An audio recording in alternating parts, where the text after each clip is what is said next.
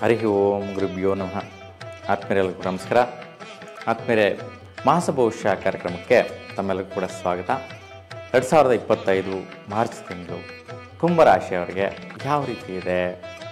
ಈ ಒಂದು ಮಾರ್ಚ್ ತಿಂಗಳು ಫಾಲ್ಗುಣ ಮಾಸ, ಅಂದರೆ ಯುಗಾದಿಗೆ ಮುಂಚೆ ಬರುವಂತಹದ್ದು ಕೊನೆಯ ಮಾಸ.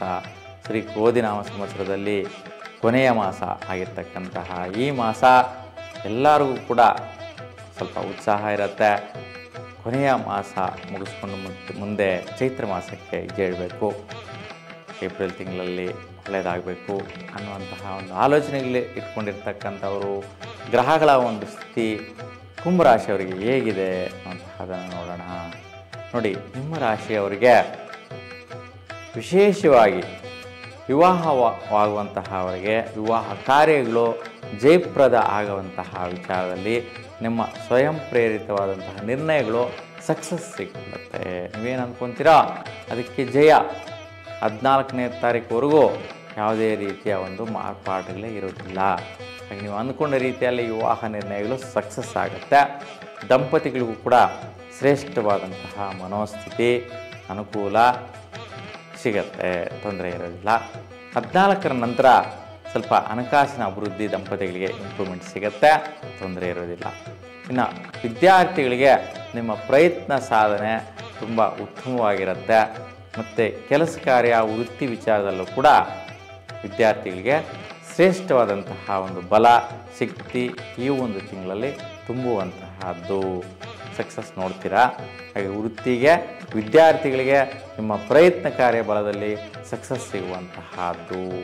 ಮತ್ತು ಅಣ್ಣ ತಮ್ಮಂದರ ಮಧ್ಯೆ ವ್ಯವಹಾರಗಳು ಸೆಟಲ್ಮೆಂಟ್ ಆಗುವಂತಹ ಒಂದು ಪುಣ್ಯ ಬಲ ಸಕ್ಸಸ್ ಸಿಗುತ್ತೆ. ಆ ವಿಚಾರದಲ್ಲಿ ಕೂಡ ಚೆನ್ನಾಗಿದೆ, ಯಾವುದೇ ರೀತಿ ತೊಂದರೆ ಮತ್ತು ವೈಪರೀತ್ಯಗಳು ಇರುವುದಿಲ್ಲ. ಇನ್ನು ಮುಖ್ಯವಾಗಿ ಹಣಕಾಸಿನ ವ್ಯವಹಾರ ವಹಿವಾಟುಗಳು ಮತ್ತು ಸ್ವಲ್ಪ ಆರೋಗ್ಯ ವಿಚಾರ ನೋಡಿದ್ರೆ ಸ್ವಲ್ಪ ವೈಪರೀತ್ಯಗಳಿಂದ ಕೂಡಿರುತ್ತೆ. ಮಾರ್ಚ್ ತಿಂಗಳು ಸ್ವಲ್ಪ ಜಾಗೃತಿಯಿಂದ ಇರಬೇಕು. ಆರೋಗ್ಯಕ್ಕೋಸ್ಕರ ಸ್ವಲ್ಪ ದುಡ್ಡು ಖರ್ಚು ಮಾಡುವಂತಹದ್ದು ಆಗುತ್ತೆ.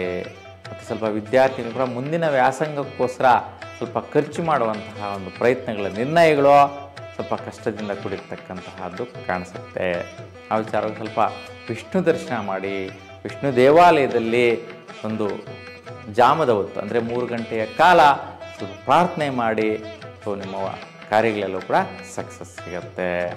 ಇನ್ನು ವಿಶೇಷವಾಗಿ ಮನೆ ಕಡೆ ಸ್ವಸ್ಥಾನದ ಕಡೆ ಹಣಕಾಸಿನ ಅಭಿವೃದ್ಧಿ ಮತ್ತು ಲಾಭದಾಯಕವಾದ ಪ್ರತಿಫಲಗಳು ಸಿಗುವಂತಹದ್ದು ಮನೆಯ ಕಡೆ ವಿಶೇಷವಾಗಿ ಗಳಿಸುವಂತಹ ಯೋಗ ಫಲ ನಿಮ್ಮದಾಗಿರುತ್ತೆ. ಅದಕ್ಕೆ ದುಡ್ಡು ಕಾಸು ಆದಾಯ ಮನೆಗೆ ಬರುತ್ತೆ ಅಂದರೆ ನಿಮ್ಮ ಕೈಗೆ ಬಂದಂಗೆ.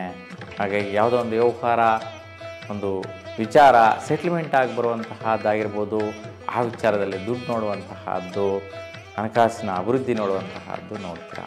ಉತ್ತಮವಾಗಿದೆ, ತೊಂದರೆ ಇಲ್ಲ. ವಿಶೇಷವಾಗಿ ನಿಮ್ಮ ಒಂದು ಭಾಗ್ಯ ಪ್ರಯತ್ನಗಳು ಹಣಕಾಸಿನ ರೂಪದಲ್ಲಿ ಸಿಗತ್ತೆ. ಮತ್ತು ಈ ಒಂದು ತಿಂಗಳಲ್ಲಿ ಕೆಲವೊಂದೆಲ್ಲ ಶುಭ ಕಾರ್ಯಗಳಿಗೆ ಇನ್ವೆಸ್ಟ್ಮೆಂಟ್ ಮಾಡುವಂತಹದ್ದು ಮತ್ತು ಆಭರಣಗಳಿಗೋಸ್ಕರ ಸ್ವಲ್ಪ ಖರ್ಚು ಮಾಡಿ ಇನ್ವೆಸ್ಟ್ಮೆಂಟ್ ಮಾಡುವಂತಹದ್ದು, ನಿಮ್ಮ ಜೀವನಕ್ಕೆ ಸುಖದಾಯಕವಾದಂತಹ ವಸ್ತುಗಳನ್ನು ಪಡೆಯುವಂತಹದ್ದು ಮತ್ತು ವಾಹನಗಳನ್ನು ಪಡೆಯುವಂತಹದ್ದು, ಈ ವಿಚಾರದಲ್ಲಿ ನಿಮ್ಮ ಅಂದುಕೊಂಡ ರೀತಿಯಲ್ಲಿ ಮನೆ ಕಡೆಗೆ ಸಕ್ಸಸ್ ಸಿಗುವಂತಹ ಯೋಗ ಭಾಗ್ಯಗಳು ಕೂಡ ನಿಮ್ಮದಾಗಿರುತ್ತೆ. ಈ ಒಂದು ತಿಂಗಳಲ್ಲಿ ನೋಡ್ತೀರಾ.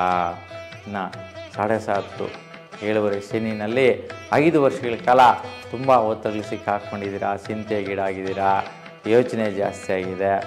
ಆದರೂ ಕೂಡ ನಿಮ್ಮ ರಾಶಿಯಿಂದ ಮುಂದಿನ ರಾಶಿಗೆ ತಿಂಗಳ ಅಂತ್ಯಕ್ಕೆ ಹೊರಡ್ತಾ ಇರ್ತಕ್ಕಂಥದ್ದು ನಿಮ್ಮ ಜನ್ಮರಾಶಿಯಲ್ಲಿರ್ತಕ್ಕಂತಹ ಶನಿ ನಿಮ್ಮನ್ನು ತುಂಬಾ ಒತ್ತಡದಿಂದ ಟೆನ್ಷನ್ಗಳಿಂದ ಮುಂದಕ್ಕೆ ಹೋಗೋ ರೀತಿ ಮಾಡಿದ್ದಾನೆ. ಎಲ್ಲವೂ ಕೂಡ ಈಗ ಪೂರ್ತಿ ಆಗುತ್ತೆ. ತಿಂಗಳಂತಕ್ಕೆಲ್ಲ ಶುಭವಾದಂತಹ ಫಲ ಕೊಡುತ್ತೆ.